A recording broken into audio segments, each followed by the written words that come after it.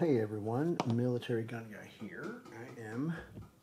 Been getting requests on how to repair a duffel cut stock. I know Craig rifles have a lot of them sporterized Arisakas and whatnot. This was sent to me. It was already duffel cut, and I was asked to basically repair it back to original so that they could actually put the rifle back together. As you can see, it's a nice clean cut on both ends. This is made up nicely just like that, and the screw for the middle band or the rear bearer band would actually go through there nicely. Once repaired, once I show you how to repair it, you'll see that once all cleaned up, that the repair will be mostly invisible and very, very strong. So the first thing you want to do, typically what I do with the duffel cuts is I will make like a Y pattern. I'll find the most amount of meat of wood. I'll make a couple of like little test marks and then go from there. On this one, I've already pre-drilled these holes for up here. They'll be smaller. They'll be sort of the guide holes. And then the main hole will be down here. This will provide the strength. On some rifles, you can use the cleaning rod channel, but if you want to use the cleaning rod channel and make it functional, you obviously have to come up with an alternative option. So we're going to leave these two alone, and this is exactly what the repair will look like in terms of the Y itself, which will lock the forend back into position. There's a number of things that you can use. Brownells does sell a kit for pinning stocks together. These are kind of cool. They come with their own drill bits, so you basically just drill it and tap it in, and you can see the serrations that actually locks the wood together. I am preferring to use just regular brass screws. I'll tap them in and epoxy them in, and then once they're done, I'll line up the other side. I'll cut the head off, tap it in, and line everything up, and it should be perfectly aligned and very, very strong repair, pretty much almost forever. So as you can tell, I already pre-drilled these two holes. I'm going to drill this one. What I've done is I'm going to use this bolt. You see it's nice and thick, and I've actually gotten a drill bit that is a tiny little bit smaller. I don't even know what size this is, but your mileage may vary on this. You basically put whatever one you think will work. The drilling is a little bit tricky because you basically want to make sure that it's straight, and you don't want to, you don't want to go at an angle. You don't want to come break through. So I'm going to drill this as straight as I can, and I'll want to go in an inch or two. Okay, so as I've stated, we're going to make a Y-shaped repair in this. I'm going to drill this hole out as straight as possible. A couple ways you can do it. You can clamp the wood into a vise, drill it that way. If you have enough room on a drill press, you can do it. I'm going to kind of do it nice and slow, and I'm going to do it basically by eye, which doesn't always work out perfectly, but we should be okay.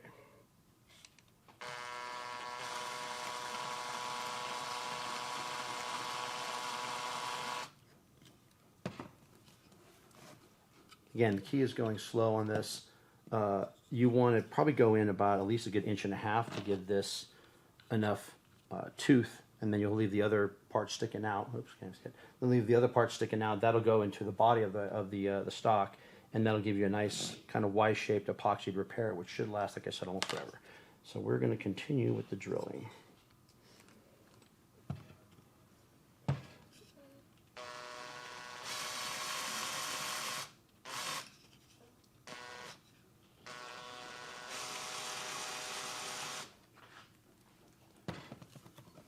You'll get a lot of sawdust relatively quickly, so as you can still see what you're doing, you'll definitely want to clear that up. But you see the hole is nice, should be nice and straight. Oops, there we go. Keep forgetting that this LCD is small. So you see the hole is nice and straight. Again, we're going to go in about there, and then roughly about there, and then we're going to roughly stop. So.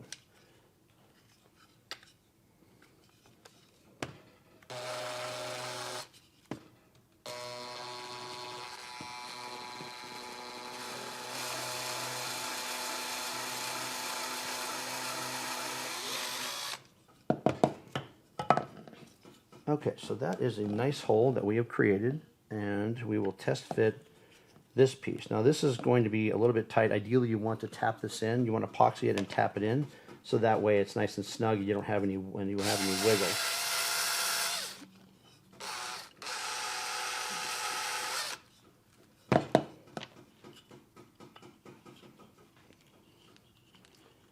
The other option is you can make it the hole slightly smaller, and you can actually go in and screw it in again, but you have to be careful that you don't break through, you don't do it at an odd angle, and you don't get to the point where you have to actually make a repair on the outside of the stock. That would be bad.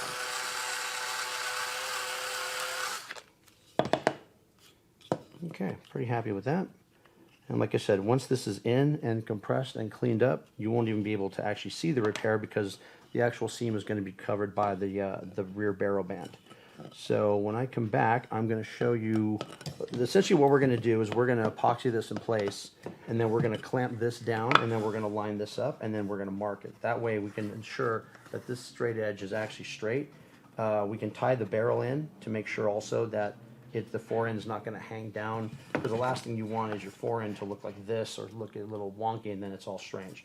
So if you actually clamp it in place, you clamp this to the bottom, and then you epoxy it, you should have a nice straight duffel cut that will literally only just need a little bit of cleaning up and dressing, and then you can go back into the finish and make it look like it was one whole rifle. So stay tuned.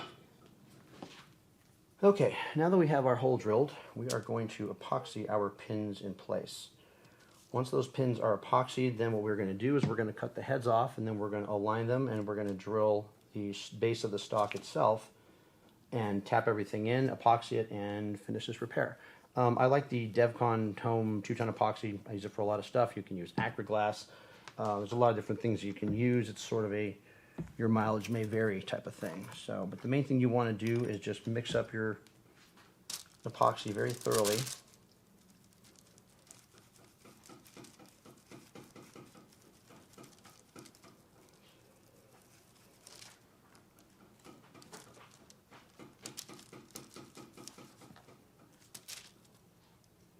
Now the other issue, some people will actually use a syringe, but you can just basically coat your screw with the epoxy. It's okay if it gets a little messy, and you're going to basically just insert it.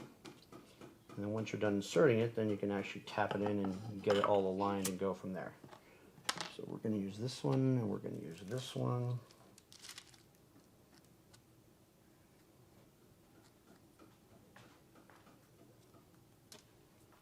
It's also okay if the epoxy squeezes out a little bit. That's not that big of an issue, because you're going to clean and dress everything up anyway.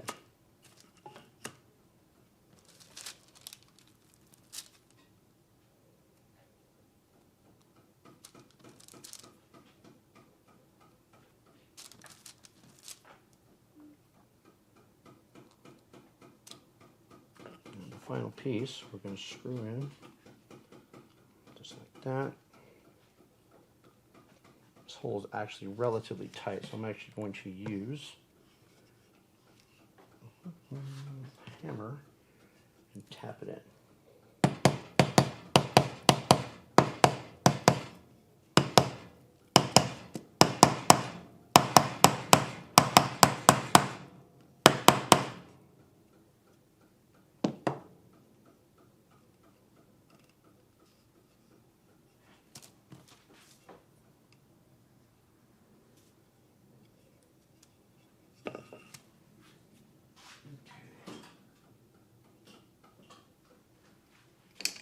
So this is approximately what you want your repair to look like, and I'm going to bend these a bit to line them up, so that way when we attach the stock, it will actually line up literally perfectly.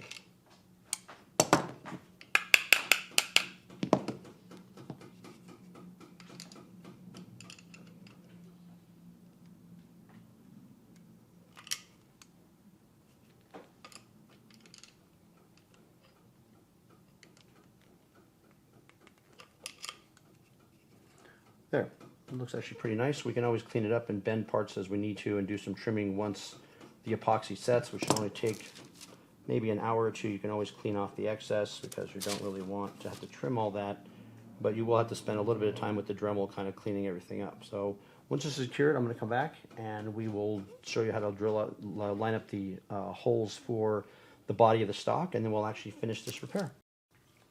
Okay, we're back. This thing is cured for quite a bit, probably about a good, I don't know, 6-8 hours, which should be enough for this. I had minor issues I had to address and whatnot. So what I'm basically looking for, you can kind of see where everything is semi-lined up. You're never going to get it super, super perfect. You know, you're kind of doing this by hand, so you'll have to allow for some minor issues here and there. But the key is to get as long of a shank on your repair piece as possible. I've already dressed it up, as you can probably maybe not see. I already dressed it up here and here, so it should sit nice and flush. Now, the best way to get everything to line up is to put some kind of like paint or something on it. You'll have to do some trial fitting and whatnot. There's like a Sharpie paint pen, which is not working for shit. So anyway, what you're basically looking to do is, if this thing ever comes out, which is probably not, is you're looking to actually just transfer this over to this so you can mark it, and then you can actually go and cut it properly. Okay, so I'm just going to add enough on there, and if it's messy, it's fine, because you basically want a good transfer of color so you can line everything up. All right, let's see if that will work.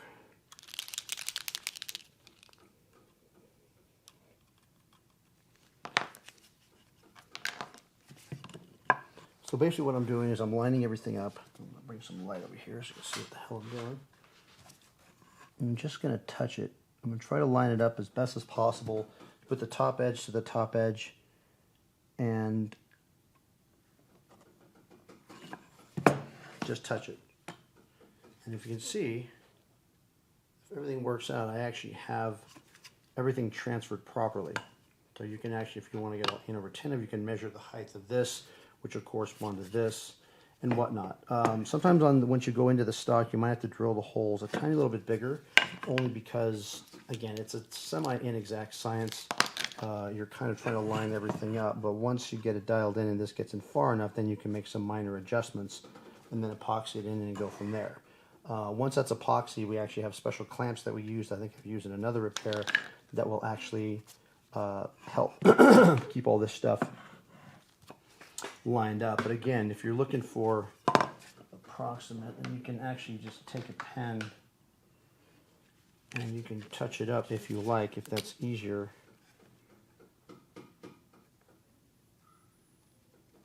So this is approximately where we'll be at.